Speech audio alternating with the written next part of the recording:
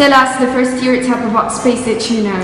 I am terrified about space and of its greatness because I'm terrified about black holes, and I'm scared that they will engulf everything they find on their way, including Earth.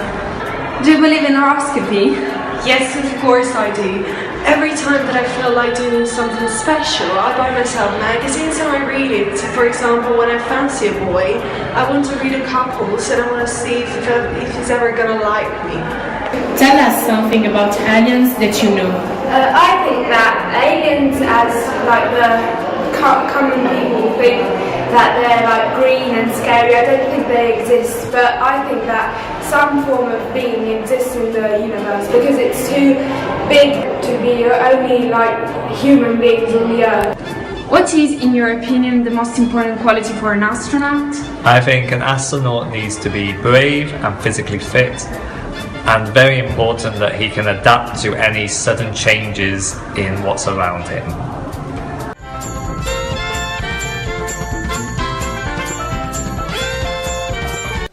Is astrology a reliable science? Well, actually, astrology is not a science at all, because science is based on experience, on experiments, and there's no sign whatsoever of any experiment carried out within the astrology domain. Astrological predictions actually are based on a completely casual distribution. There's no kind of any scientific validity of astrology, so astrology is not a science.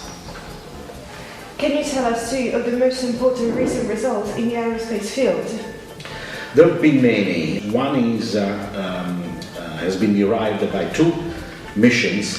Both of them have been giving an extremely accurate description of the universe today, with a very puzzling result being in that most of the universe is made of dark energy and dark matter, and only 5% of the known universe is made of atoms like the ones that we are made of.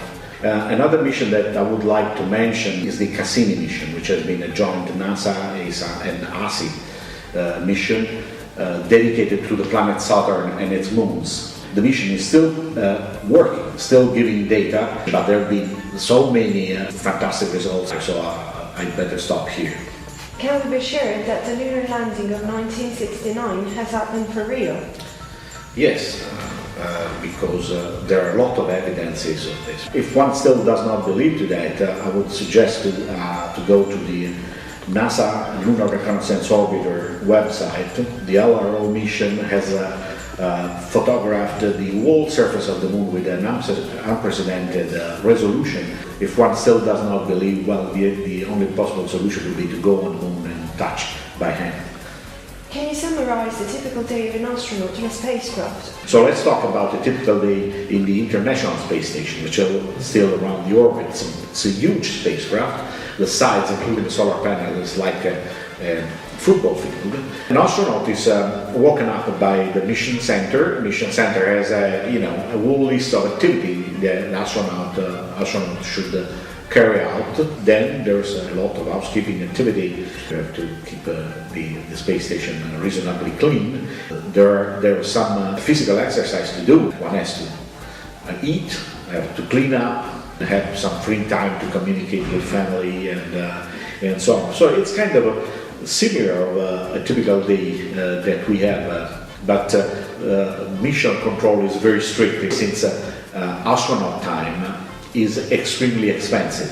So one has to be as efficient as possible in using this time